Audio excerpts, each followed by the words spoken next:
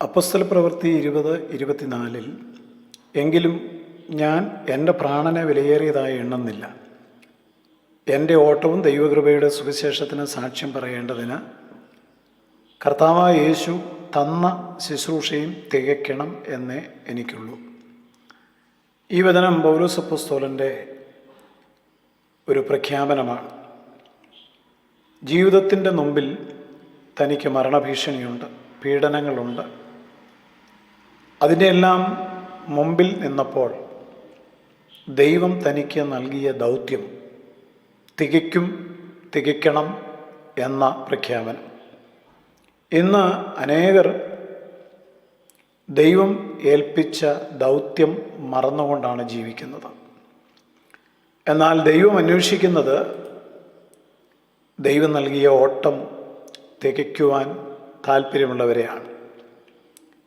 ഞാൻ എൻ്റെ പ്രാണനെ വിലയേറിയതായി എണ്ണുന്നില്ല എന്ന് പലരും പറയുന്നത് എനിക്ക് പ്രശസ്തി വേണം, എനിക്ക് കൂടുതൽ സൗകര്യങ്ങൾ വേണം എന്നൊക്കെയാണ്. ഒരു മനുഷ്യനെ സംബന്ധിച്ച് അവൻ്റെ ജീവിതത്തിൽ ഏറ്റവും വിലയേറിയത് അവൻ്റെ പ്രാണനാണ്. അതിനെപ്പോലും വിലയുള്ളതായിട്ട് കാണാതെ ദൈവഹിതം ചെയ്യണം എന്നുള്ള ഒരാഗ്രഹം. യേശു അങ്ങനെയായിരുന്നു. പിതാവേ, എൻ്റെ ഇഷ്ടം അല്ല, അവിടുത്തെ ഇഷ്ടം എൻ്റെ ജീവിതത്തിൽ നടക്കട്ടെ. നമ്മുടെ ജീവിതത്തിൽ ഏറ്റവും പ്രധാനപ്പെട്ടത് എന്താണ്? നമ്മുടെ പദ്ധതികൾ, സ്വപ്നങ്ങൾ, അതോ ദൈവത്തിൻ്റെ ഹിതമോ, ദൈവത്തിൻ്റെ രാജ്യമോ? ദൈവം അന്വേഷിക്കുന്നത് സമർപ്പണമുള്ളവരെയാണ്. എൻ്റെ ഓട്ടം തികയ്ക്കണം എന്ന് പൗലോസ് പറയുമ്പോൾ ക്രിസ്തീയ ജീവിതം ഒരു വിനോദയാത്രയല്ല എന്നാണ് നാം മനസ്സിലാക്കേണ്ടത്. ക്രിസ്തീയ ജീവിതം ഒരു ഓട്ടമാണ്. ഈ ഓട്ടത്തിൽ ക്ഷീണമുണ്ടാകാം, എതിരാളികളുണ്ടാകാം, വീഴ്ചകൾ സംഭവിക്കാം, കണ്ണുനീർ താഴ്വരയിലൂടെ കടന്നു പോകാം. പക്ഷേ ആരാണ് വിജയിക്കുന്നത്? അവസാനം വരെ ഓടി തികയ്ക്കുന്നവൻ. പൗലോസ് അത് പിന്നീട് പ്രഖ്യാപിച്ചു, ഞാൻ നല്ല പോർ പൊരുതി ഓട്ടം തികച്ചു. ഇന്ന് പലരും നന്നായിട്ട് ആരംഭിക്കുന്നു, പക്ഷേ അവസാനിപ്പിക്കുന്നില്ല. തീഷ്ണതയോടെ ശുശ്രൂഷ ആരംഭിച്ച പലരും ഇന്ന് ആത്മീയ ലോകത്തില്ല, വഴിയിൽ ക്ഷീണിച്ചു പോയി. ദൈവം ഇപ്പോഴും നമ്മളോട് ചോദിക്കുന്നത്, ഓട്ടം ഓടിക്കൊണ്ടാണോ ഇരിക്കുന്നത്? ദൈവകൃപയുടെ സുവിശേഷത്തിന് സാക്ഷ്യം വഹിക്കണം. നമ്മുടെ ജീവിതത്തിലെ പ്രധാനപ്പെട്ട ദൗത്യം എന്താണ്? പൗലൂസിൻ്റെ ഹൃദയത്തിൽ നിന്ന് താൻ പറയുകയാണ്, ദൈവകൃപയുടെ സുവിശേഷത്തിന് എനിക്ക് സാക്ഷിയാകണം. കാരണം അർഹതയില്ലാത്ത ഒരുവന് ലഭിക്കുന്ന ദൈവസ്നേഹത്തെക്കുറിച്ച് എനിക്ക് പറയണം. തകർന്നവനെ ഉയർത്തുന്ന ദൈവത്തിൻ്റെ കരുണയെക്കുറിച്ച് എനിക്ക് പറയണം.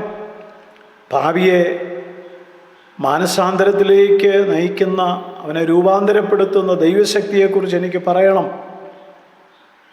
ഇന്ന് സഭയ്ക്ക് വേണ്ടിയത് ദൈവകൃപയുടെ സുവിശേഷത്തിന് സാക്ഷ്യം പറയുവാൻ സന്നദ്ധരായവരെയാണ്. സഭയ്ക്ക് ആവശ്യം വലിയ കെട്ടിടങ്ങളല്ല, സംഗീത പ്രോഗ്രാമുകളല്ല, വർഷിപ്പ് ലീഡേഴ്സിനെ അല്ല, കുറേ പ്രോഗ്രാമുകളല്ല. ദൈവം അന്വേഷിക്കുന്നത് ദൈവകൃപയുടെ സുവിശേഷത്തിന് സാക്ഷ്യം പറയുവാൻ സന്നദ്ധരായവരെയാണ്. പ്രാണനെ വിലയേറിയതായി എണ്ണാത്തവരെയാണ്. ഓട്ടം തികയ്ക്കണം വല്ല വിധേനയും എന്ന് മനസ്സിൽ ആഗ്രഹിക്കുന്നവരെയാണ്. ഏറ്റവും ഒടുവിലായി പൗലോസ് പറയുന്നു, കർത്താവായ യേശു തന്ന ശുശ്രൂഷ എനിക്ക് തികയ്ക്കണം. ശുശ്രൂഷ സഭ തരുന്നതല്ല, മനുഷ്യരോ പ്രസ്ഥാനമോ സംഘടനകളോ തരുന്നതല്ല. യേശു തന്ന ശുശ്രൂഷ, ദൈവം ഏൽപ്പിച്ച ശുശ്രൂഷ. സഭക്കാർ കെട്ടിയേൽപ്പിച്ച ശുശ്രൂഷ തകരും, മനുഷ്യർ തന്ന ശുശ്രൂഷകൾ തകരും.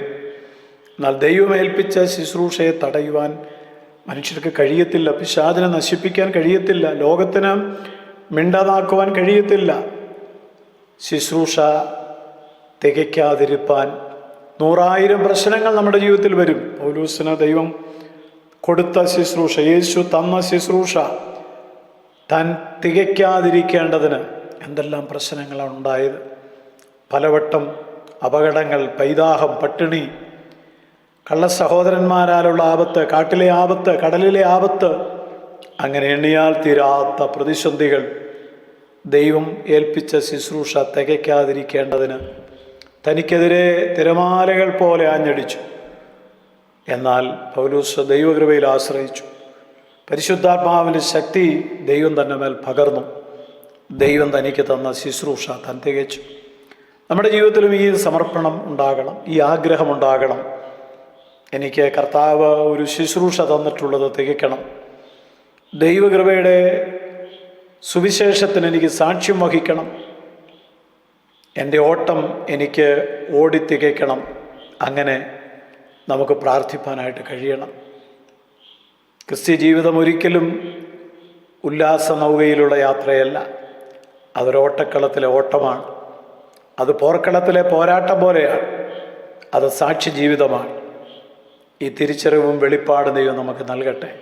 സ്വർഗീയ രാജാവേ, അങ്ങ് ഞങ്ങളെ സ്നേഹിക്കുകയും ഞങ്ങളെ കരുതുകയും ചെയ്യുന്നത് കൊണ്ട് സ്തോത്രം.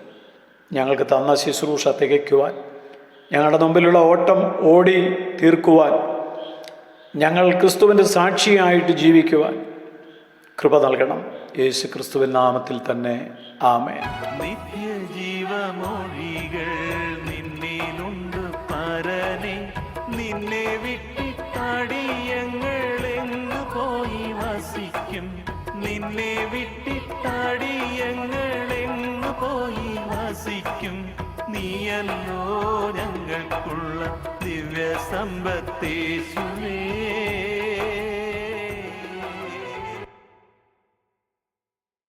അപ്പോസ്തലപ്രവൃത്തി 20:24 എങ്കിലും